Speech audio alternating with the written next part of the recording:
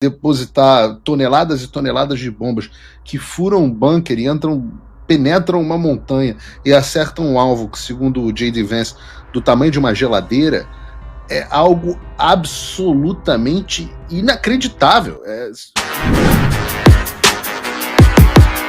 Olavo é do Carvalho, melhor canal de corte do YouTube.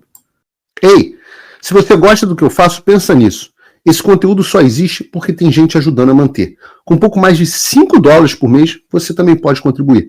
Acesse www.paulofigueiredoshow.com/apoia, use o cupom da descrição e já fica o meu obrigado. Vamos lá, né? Pauta número 1, a guerra contra o Irã. Os Estados Unidos atacaram instalações nucleares do Irã nesse sábado. Os bombardeios americanos foram feitos depois de uma semana aí de combates aéreos entre Israel e Irã. E o presidente Donald Trump informou que 3 instalações foram atingidas. Ele disse que os bombardeios foram de grande precisão e que ou haverá paz ou tragédia para o Irã. Thank you very much. A short time ago, the U.S. military carried out massive precision strikes on the 3 key nuclear facilities in the Iranian regime, Fordow, Natanz, and Esfahan. Everybody heard those names for years as they built this horribly destructive enterprise.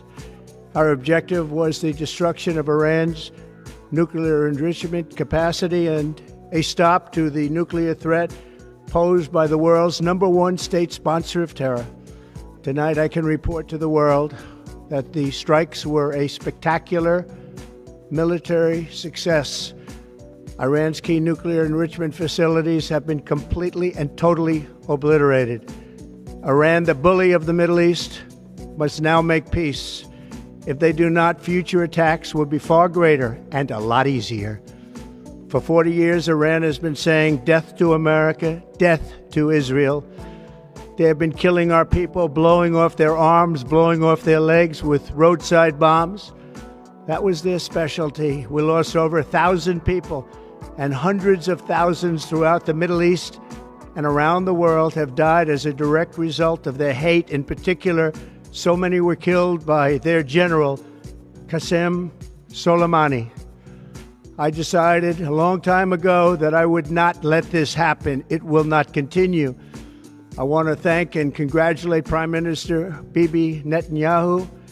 We worked as a team like perhaps no team has ever worked before. And we've gone a long way to erasing this horrible threat to Israel. I want to thank the Israeli military for the wonderful job they've done. And most importantly, I want to congratulate the great American patriots who flew those magnificent machines tonight, and all of the United States military on an operation the likes of which the world has not seen in many, many decades.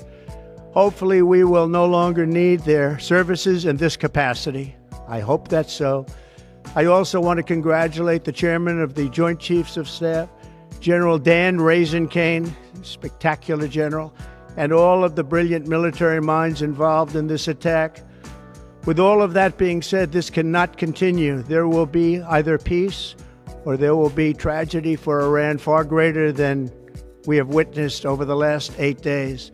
Remember, there are many targets left. Há pouco, em reunião do Conselho de Segurança da ONU, a embaixadora Dorothy Chee, representante dos Estados Unidos, disse que o Irã esconde o programa nuclear. O secretário-geral Antônio Guterres pediu uma chance para a paz e disse que o bombardeio americano marca uma virada perigosa na região. A Rússia criticou a decisão americana de atacar o Irã e chamou as declarações dos Estados Unidos de cínicas. Já a China se disse preocupada com a escalada na guerra e afirmou que Israel deveria fazer um cessar-fogo e evitar colocar mais combustível no fogo. Consta, é impressionante que as pessoas interpretem dessa forma. O Guterres, por exemplo, né? Agora, o problema vem agora, que os Estados Unidos entraram na guerra e resolveram atacar. É quando é um pensamento absolutamente invertido. O que a gente espera é que realmente o ataque tenha sido esse sucesso que o Donald Trump relatou, né, e tenho certeza de que assim o mundo ficaria, né, um pouco melhor. Não aprenderam nada, né, com Hitler e o pacifismo de Chamberlain. De onde menos se espera que não sai nada mesmo. Os cães ladram, a caravana passa. Trump é um homem de coragem e está se mostrando um estadista à altura do momento.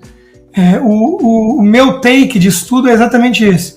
O Ocidente voltou a ter um xerife, né? O Martelo, que é o nome da operação, Martelo da Meia-Noite, e ele inclusive atribui a Deus. Eles não têm problema em dizer com clareza moral que existe uma luta de civilização, uma luta espiritual no mundo. Então, é um ataque necessário, cirúrgico. Eu dizia, o alinhamento que ele mostra com Bibi Netanyahu é uma das coisas mais importantes e alvissareiras nesse ataque, né? Eles estão agindo de forma coordenada. Israel clamava por essa ajuda americana, porque sem os B-2 stealths, com essas bombas de 14 toneladas, não era possível destruir o bunker nuclear, e os Estados Unidos entraram para fazer esse ataque cirúrgico. Veja, o Trump não é um isolacionista, não é um pacifista. Eu sei que dentro do movimento MAGA, alguns interpretam ele dessa forma, na minha maneira bem equivocada. Ele tem consistência. Ô Franco, pega aquele tweet de 2011 dele, mostrando que o Irã não é esse não. Por favor, aquele primeiro que eu falei. O Irã não vai ter bomba nuclear. É uma mensagem de 2011. Franco? 2011. Mostra o grau de consistência do Trump ao repetir isso. Tá? Então são 14 anos atrás, ele já dizia com todas as letras que o Irã não vai ter uma bomba atômica. Ele não traiu, portanto, a campanha dele coisa alguma. Ele não traiu a campanha dele. Tá? Ele está tentando consertar uma lambança, um legado. Fala, amigos do canal. Tá gostando desse vídeo? Então não esqueça de deixar o like, comente quanto quiser e compartilhe com seus amigos e inimigos por um Brasil melhor e mais justo. Inscreva-se no canal e nos ajude a chegar a 1 milhão de inscritos. Não saia daí que o melhor desse vídeo ainda está por vir. Melhor canal de corte do YouTube. Um legado terrível que foi deixado pelos democratas no poder. Desde Jimmy Carter, que permitiu a revolução dos ayatollahs, depois Obama, que achou que mandando malas de dinheiro ia resolver o problema, e por fim Biden, que a gente não consegue nem imaginar o que estaria acontecendo no mundo se fosse o senil do Biden ainda na Casa Branca. Não era, a princípio, o objetivo a queda do regime, mas agora sim, Franco, você pode botar aquela mensagem nova que ele publicou há pouco tempo no Truth Social, que ele já começa a falar em mudança de regime, inclusive brincando no final com MIGA, Make Iran Great Again, lembrando que o Irã é uma grande civilização persa que está na mão aí há 40 anos de xiitas, ayatollahs malucos, que ninguém na região gosta. Vejam o silêncio ensurdecedor de Jordânia, Egito, Arábia Saudita. Ninguém gosta desses ayatollahs xiitas que financiam o terror e desestabilizam a região. Isso aí é o resumo da geopolítica do Reagan e do Trump, que é a famosa Peace through Strength, paz pela força, pela ameaça crível de uso de violência ou uso de violência de forma cirúrgica e pontual. Tá? O famoso FAFO também, né? F around e descubra o que vai acontecer. Por isso que ele fez uma ameaça muito clara de que esse foi o ataque mais difícil, parabenizando o único exército do mundo capaz de fazer isso, mas dizendo, se forem retaliar, a coisa vai começar a ficar muito mais esquisita daqui para frente. Por fim, minha primeira fala, não posso deixar de falar também, você falou do Guterres, né, Flacombe? De onde menos se espera, não vem nada mesmo. Consistência do Trump há 15 anos, consistência do Lula há 40 anos, defendendo o eixo do mal, os ditadores, o que não presta. Notinha com condenação veemente do ataque é mais uma prova de que Trump acertou. Falaremos daqui a pouquinho da nota do governo do Lula, do Itamaraty, né, criticando os Estados Unidos pelo ataque contra as instalações nucleares do Irã. É isso, o Brasil do PT está sempre, né, qualquer área, qualquer assunto, está sempre do lado errado. Com um ponto curioso, que eu até jogo para o Paulo, não houve vazamento dessa operação. E muitos democratas estão reclamando que eles, fazendo parte de conselhos de segurança, eles não ficaram sabendo da operação. E que curioso, sem democratas não houve vazamento e o ataque foi pontual e preciso. Paulo, pode ir direto, a Ana já lançou para você. Pontual, preciso e impressionante, né? Você pensar que uma força militar tem a capacidade de decolar do Minnesota, sei lá, alguma coisa do tipo, e cruzar absolutamente meio mundo sem ser detectada, abastecido e depositar toneladas e toneladas de bombas que furam um bunker e penetram uma montanha e acertam um alvo que, segundo o J.D. Vance, do tamanho de uma geladeira, é algo absolutamente inacreditável. É uma coisa mesmo de videogame, de filme, né? E sem ser detectado. Então, absolutamente incrível. Eu tenho uma perspectiva interessante, porque quando Israel atacou o Irã na semana passada, eu estava dentro da Casa Branca, quando a notícia se tornou pública. Então, eu tinha passado o dia em reuniões lá dentro e eu, Ana, pude testemunhar um pouco disso, que nem as pessoas da Casa Branca, assessores direto do Trump, sabiam que aquele ataque, eu estou me referindo ao ataque de Israel, aconteceria. E aí eu passei a testemunhar uma coisa bastante interessante nesses últimos dias. Eu estava em Washington na semana passada e inclusive estou indo para Washington de novo amanhã. Quero até fazer um anúncio especial aqui no 4x4, que eu ainda não tornei uma informação pública, vou tornar aqui no programa. Mas eu testemunhei muito essa divisão a qual vocês estão se referindo, esse debate muito interessante que tem acontecido dentro dos Estados Unidos, onde de um lado você tem as pessoas dentro do America First, né, da América Primeiro, que toleram uma política mais, digamos assim, intervencionista, e você tem um outro lado que é bem mais isolacionista. E é muito interessante porque a base eleitoral do presidente Trump foi majoritariamente contra este ataque, qualquer tipo de envolvimento americano neste conflito. Você pega, por exemplo, expoentes muito próximos ao presidente Donald Trump, como, por exemplo, o Tucker Carlson, né, que é talvez o maior âncora de televisão aqui dos Estados Unidos, uma pessoa que sempre foi muito focada nesse ambiente, nesse movimento nacional populista, do qual o Donald Trump faz parte, e outro que se posicionou de forma radicalmente contra foi o Steve Bannon, que é simplesmente o paridor de toda a estratégia do movimento nacional populista que deu origem ao Donald Trump, e que depois deu origem ao presidente Bolsonaro e a outros no mundo inteiro. Estes dois se colocaram radicalmente contra esse tipo de conflito. E eu acho que eles fazem pontos interessantes. Um dos pontos interessantes que eles fazem, que tem a ver até com o que a Ana estava falando agora há pouco, é que nós não temos, de fato, certeza de que o Irã estava se aproximando, estava tão próximo assim de ter armas nucleares, um programa nuclear efetivo. Eu digo isso porque em primeiro lugar, porque nós somos cachorro mordido por cobra que tem medo de linguiça.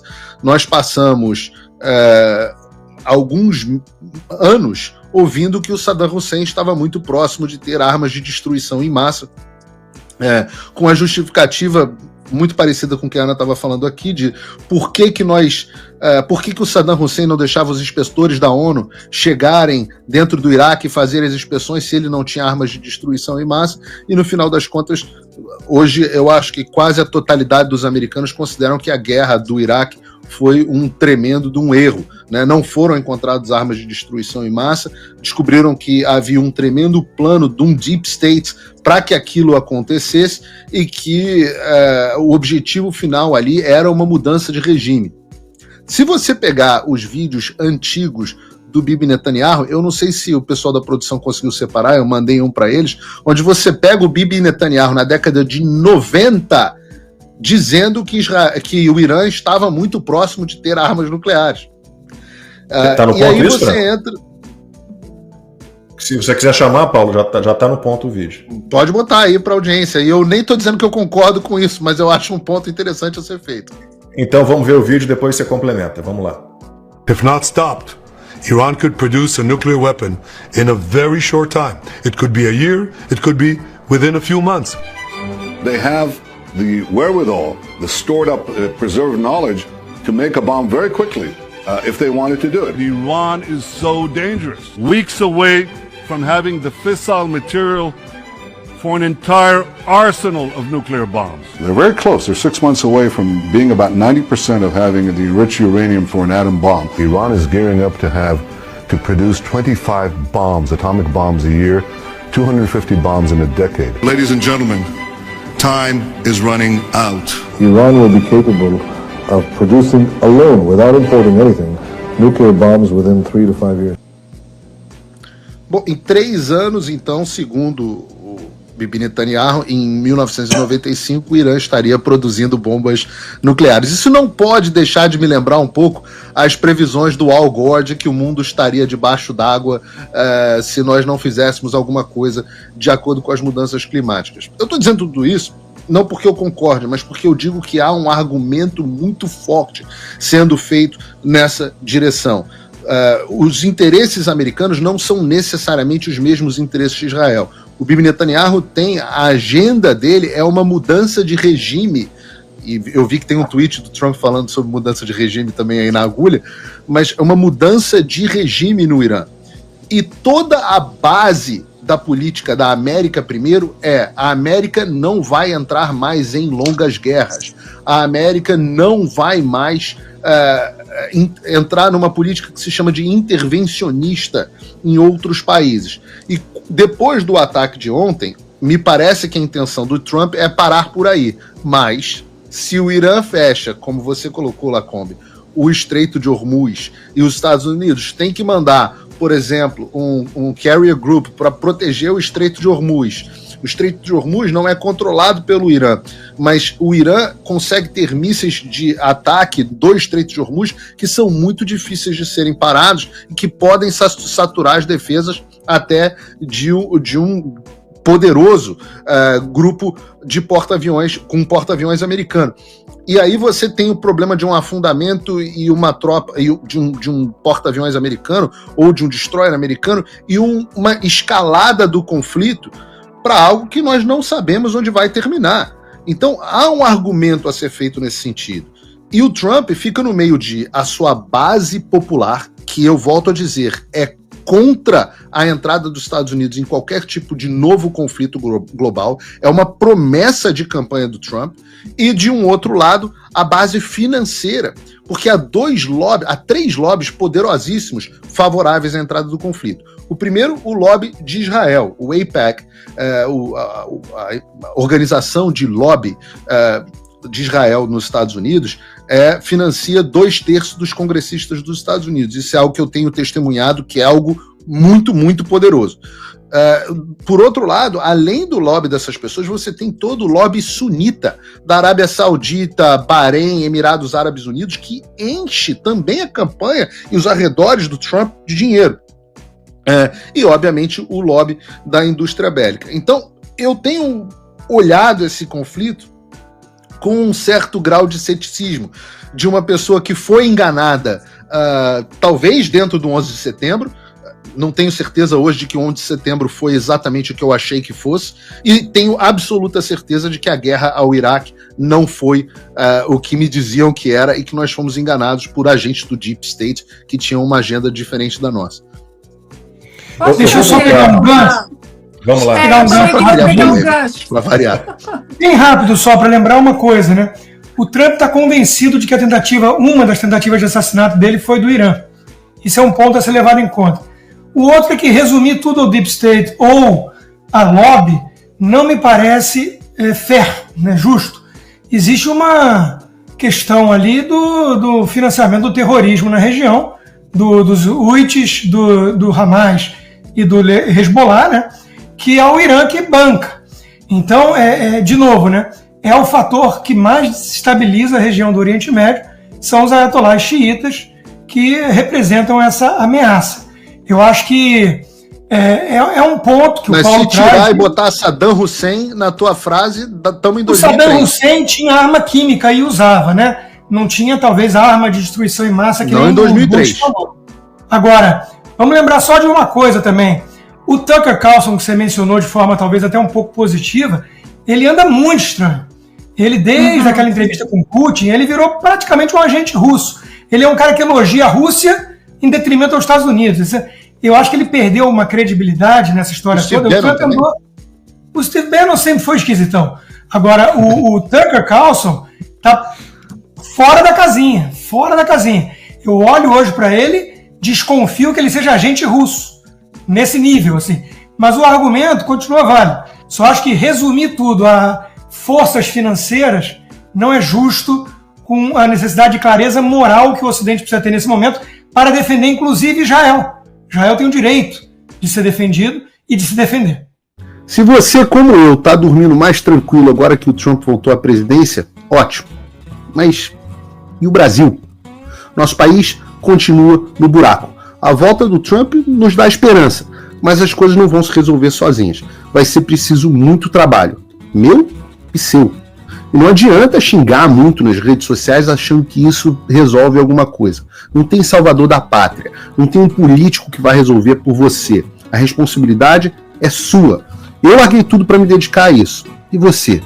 Como você pode ajudar sem abandonar as suas obrigações? Simples. Apoie quem está na linha de frente. Sem isso, esse trabalho simplesmente não continua. Acesse www.paulofigueiredoshow.com/apoie e com a partir de $5 por mês, garanta que isso siga em frente. Se puder ir além, torne-se meu patrono Gold e participe do meu grupo privado e ajude a definir as minhas próximas pautas.